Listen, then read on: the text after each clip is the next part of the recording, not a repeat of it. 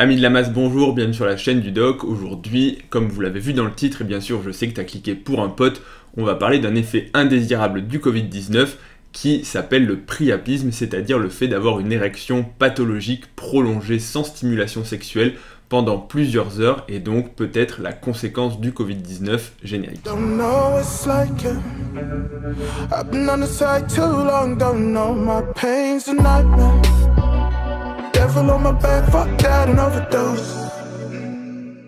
Je sais absolument pas comment je suis tombé sur cet article et à quel moment Apple a décidé sur mon iPhone de me sélectionner des news et de se dire que ça allait m'intéresser. Bon, manifestement, il me connaît quand même pas si mal puisque j'ai cliqué dessus, mais c'était pour un pote, hein, bien sûr, et j'aurais décidé de vous en faire partager, donc d'en faire une vidéo. Donc finalement, c'était pas si bête de me proposer cette actualité, et donc sur ce fait divers assez rigolo, on va commenter une actualité concernant le Covid, mais qui est pourtant en fait une complication, une pathologie médicale qui s'appelle le priapisme. C'est quand on a véritablement une éjection, une érection pathologique de plusieurs heures, et vous allez voir qu'en fait ça peut avoir des conséquences graves, et c'est une pathologie qui est parfois sous-diagnostiquée, prise en charge tardivement, puisque les gens ont forcément un petit peu honte d'aller aux urgences en disant oui, motif des urgences, j'ai une érection. Donc voilà pourquoi on va parler un petit peu de cette pathologie. Et donc l'article, qu'est-ce qu'il nous dit? Il nous dit que 2 patients, donc c'est une étude scientifique qui a été publiée,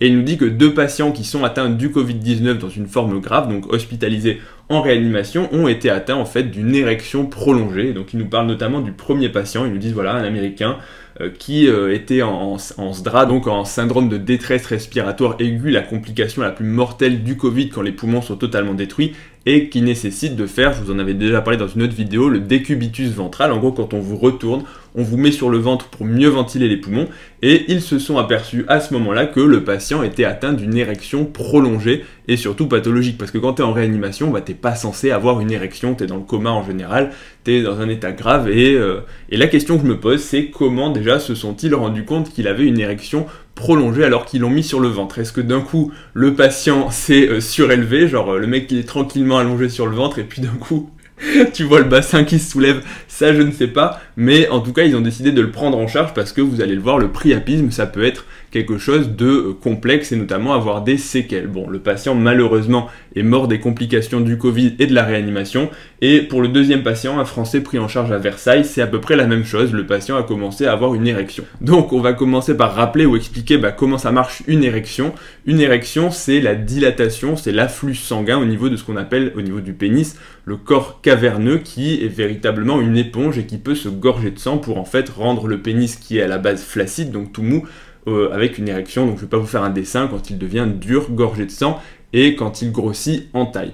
Et cet afflux de sang, il se fait sous l'action notamment d'hormones. En fait, c'est des hormones qui vont faire ce qu'on appelle une vasodilatation, c'est-à-dire dilater les artères au niveau du pénis, qui vont amener le sang pour justement mieux irriguer. Mais s'il y a plus de sang, s'il y a plus d'afflux sanguin artériel, dans un muscle normal, dans un organe normal, il y a aussi plus de retour veineux. C'est-à-dire que tout ce qui arrive au niveau d'un organe va sortir, et donc la balance, on va dire, est à l'équilibre. Sauf que les différents tissus au niveau du pénis qui se gorgent de sang, en fait, qui deviennent plus rigides et plus volumineux, ils vont comprimer les veines, et donc les veines qui sont à basse pression vont se laisser comprimer, et donc ça va bloquer le retour veineux, et donc c'est ça le mécanisme de l'érection. C'est une augmentation de l'afflux de sang artériel qui gonfle, qui gorge les organes de sang, et parallèlement à ça, une compression veineuse qui justement en fait diminue le retour veineux. Donc en fait, pendant une érection, on n'est plus à l'équilibre, et le pénis est véritablement gorgé de sang. Et le priapisme, donc cette maladie qui en fait est une érection prolongée et pathologique, ça se définit dans la définition par une érection de plus de 4 heures en l'absence de stimulus sexuel. Alors il peut y avoir initialement un stimulus sexuel, mais normalement on n'est plus censé au bout de 4 heures avoir une érection persistante. Donc c'est ça qui fait qu'on passe dans la pathologie. Et là je sais, il y en a qui vont se dire ouais, il y en a déjà qui n'arrivent même pas à avoir une érection, et d'autres qui n'ont pas de stimulus sexuel et qui ont une érection de plus de 4 heures. Comment ça se fait? Les causes de ce qu'on appelle le priapisme, c'est principalement, par argument de fréquence, des causes médicamenteuses, notamment tout ce qui va être médicaments en fait comme le Viagra, pour favoriser l'érection, ou tout ce qui va être injection dans le corps caverneux pour là aussi favoriser les érections. Donc en gros, c'est quand on va stimuler de façon anormale, inappropriée, les mécanismes de l'érection. Et puis parfois, au début, ce sont des médicaments pour favoriser l'érection chez les personnes qui ont ce qu'on appelle de l'impuissance, mais comme tous les médicaments, il peut y avoir des effets secondaires, et parfois l'effet recherché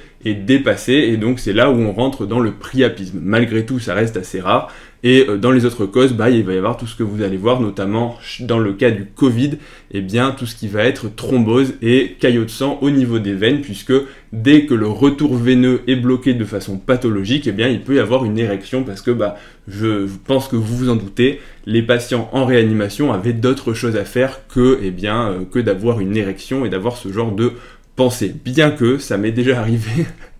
C'est pour l'anecdote, il y a des fois des patients qui, on va dire, ont une activité sexuelle, même en réanimation, et je me rappelle de mon stage en réanimation, on avait un patient d'à peu près 70 ans qui, il était resté en réanimation assez longtemps, il n'était pas, on va dire, hémodynamiquement instable, c'était les patients qu'on n'arrive pas à sortir de réanimation parce qu'ils sont trop fragiles, mais pourtant ils sont pas forcément dans des états critiques. Et ce patient-là, il avait manifestement des besoins, puisque à chaque fois qu'on passait le matin à la visite, il était dans son lit, tranquillement, en train de se faire plaisir, et alors il n'en avait plus rien à faire. On était porte ouverte, on passait devant, et puis monsieur, bonjour, le mec il était à poil dans son lit, tranquillement en train de faire ses affaires. Qu'est-ce qui se passait? On fermait la porte, on lui disait on repassera tout à l'heure.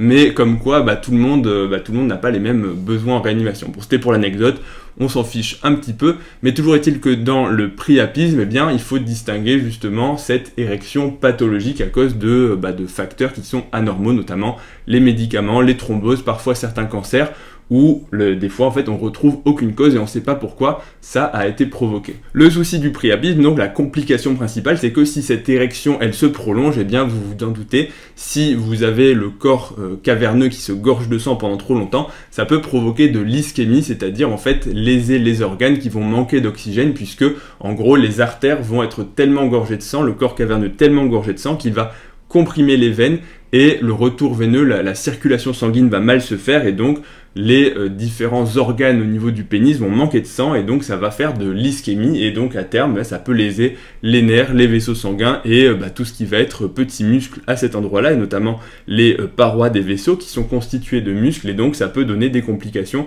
notamment la principale c'est la dysfonction érectile. Donc le priapisme ischémique, quand il y a en fait le flux sanguin qui est anormal, c'est une urgence, puisqu'il faut le prendre en charge rapidement. Alors rapidement, ça ne veut pas dire dans la minute, mais ça veut dire que si vous avez une érection prolongée de 4 heures ou plus, en tout cas que vous sentez qu'il y a quelque chose qui est anormal, il faut consulter en urgence, donc soit aux urgences, soit un médecin. En tout cas, il faut être pris en charge.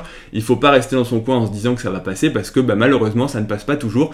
Et si vous êtes pris en charge avec retard, vous risquez d'avoir des séquelles, notamment de l'impuissance, ce qui est quand même préjudiciable quand on est un homme, et notamment un homme jeune. Mais en fait, il n'y a pas d'âge pour ça. Bref, donc la prise en charge, elle consiste en quoi? Premièrement, c'est des mesures, on va dire, classiques, notamment le froid qui a pour effet de diminuer en gros la congestion et l'afflux artériel. Le froid, ça fait une vasoconstriction, donc si on fait une vasoconstriction des artères, on diminue le flux sanguin. Malheureusement, dans les cas de priapisme, ça ne suffit pas toujours, et il faut avoir recours à l'aspiration de sang, notamment avec une aiguille. En gros, je ne vais pas vous faire un dessin, mais on plante une aiguille et on commence à aspirer le sang du corps caverneux pour essayer de le faire dégonfler. Et une fois qu'on fait dégonfler le corps caverneux, on lève la compression au niveau des veines, et en fait on permet de restaurer une circulation normale. En tout cas, on casse le cercle vicieux. Donc il faut parfois aspirer pas mal de sang, j'ai pas d'exemple précis, ça dépend des patients, mais globalement on aspire le sang jusqu'à ce que le sang ne soit plus désoxygéné, ne soit plus foncé, jusqu'à ce qu'il redevienne clair, c'est-à-dire du sang artériel oxygéné, ce qui montre en fait qu'on a restauré une circulation normale. Et ça ne suffit pas toujours, et auquel cas on peut avoir recours à des médicaments, notamment, principalement c'est des médicaments qui vont stimuler, qui vont être des vasoconstricteurs, notamment ce qu'on appelle l'éphédrine, qui est un dérivé, un alpha-stimulant. Bon, ça c'est de la pharmacologie, mais en gros ça va inverser les mécanismes classiques de l'érection, en fait, dans la balance hormonale, pour avoir l'effet inverse, vasoconstriction artérielle, et du coup, là aussi, diminuer l'afflux sanguin. et l'autre médicament, notamment dans le cadre du Covid, parce que dans tout ça, quel est le lien avec le Covid?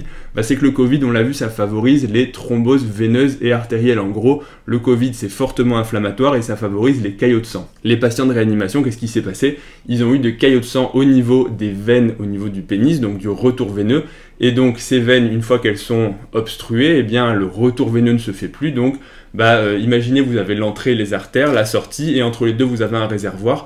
Soit vous augmentez l'afflux sanguin au niveau des artères, soit vous bloquez la sortie, et donc qu'est-ce qui se passe? Le réservoir se gonfle de sang, et donc ça provoque des érections pathologiques du priapisme. Et donc ces patients-là, il faut les traiter par anticoagulants pour détruire le caillot de sang et permettre de restaurer l'érection, en plus des mesures précédentes. Et le dernier recours, eh bien, c'est l'opération, la chirurgie, pour aller drainer le sang chirurgicalement et notamment faire des shunts, notamment en gros favoriser, je ne vais pas vous rentrer dans les détails, mais favoriser la communication entre le corps caverneux et les structures adjacentes pour drainer le sang. Bref, voilà pour, voilà pour cette vidéo, alors un petit peu plus légère que d'habitude, mais c'est quand même des sujets qui peuvent arriver, et c'est toujours bon de faire de la prévention, puisque c'est malheureusement un sujet un petit peu tabou pour lequel les gens ne consultent pas. Là aussi, c'est toujours pareil, c'est souvent un petit peu honteux, et aller aux urgences en disant j'ai une érection qui dure depuis plus de 4 heures, c'est pas toujours facile. Mais pourtant, sachez qu'en médecine, on est habitué à ce genre de choses et on préfère prendre en charge les gens tôt. De la même façon, les douleurs testiculaires, c'est aussi souvent chez des jeunes garçons, forcément, j'allais dire, pas les jeunes filles, les jeunes garçons, eh bien, on a un peu honte, on le dit pas aux parents, et puis finalement, on prend du retard, et au final, ça peut avoir des conséquences dramatiques, notamment la torsion testiculaire, qui est une douleur au niveau du testicule, qui, si elle n'est pas traitée en fait assez rapidement, peut conduire à la nécrose du testicule. Mais souvent, si vous êtes un jeune garçon, vous avez un peu honte de dire aux parents et puis aux médecins, ou de se dire qu'il faut aller aux urgences, et donc ça traîne un petit peu, et vous prenez du retard. Donc pareil, sachez-le, une érection pathologique de plusieurs heures, c'est quelque chose qui doit être pris en charge médicalement, et donc rapidement par un urologue, un médecin spécialiste de l'appareil génital masculin, qualifié, parce qu'il ne faut pas faire n'importe quoi, n'allez pas vous drainer le sang avec une aiguille chez vous, je suis sûr que certains en seraient capables. Bref, voilà pour ça. Et pour les femmes, sachez que, même si cette vidéo est principalement destinée aux hommes, sachez que les femmes ont à peu près la même pathologie qui s'appelle le clitorisme, puisque le clitoris est un organe aussi érectile, même s'il est forcément beaucoup plus petit, donc ça se voit moins, mais en fait le clitoris c'est le même tissu que le gland et que les corps caverneux chez l'homme, embryologiquement dans la formation, dans la genèse des êtres humains, sauf que chez l'homme ça devient un pénis et chez la femme ça devient un clitoris, bref, mais ce sont les mêmes tissus. Donc le clitoris c'est un tissu érectile, et le clitorisme, eh bien, c'est quand on a une érection prolongée du clitoris, donc que le clitoris se gorge de sang. Malgré tout, c'est beaucoup plus rare, et surtout, les complications sont moindres, mais sachez, mesdemoiselles, que ça peut arriver à vous aussi, le clitorisme. Donc cette vidéo, j'espère qu'elle vous aura plu, qu'elle vous aura diverti, et qu'elle vous aura appris des choses, comme quoi, eh bien, des fois, des choses qui peuvent prêter à sourire peuvent quand même, en fait, être des maladies. Et qu'est-ce que je vais vous dire d'autre? Pour une fois, je vais être un petit peu léger. Je vais vous dire, lâchez un pouce bleu si ça vous a plu. N'hésitez pas à mettre un commentaire en bas. Et puis, retrouvez-moi sur Instagram, ledoc.pm. Abonnez-vous à la chaîne, etc. Et je vous dis à bientôt pour la prochaine vidéo. Salut à tous.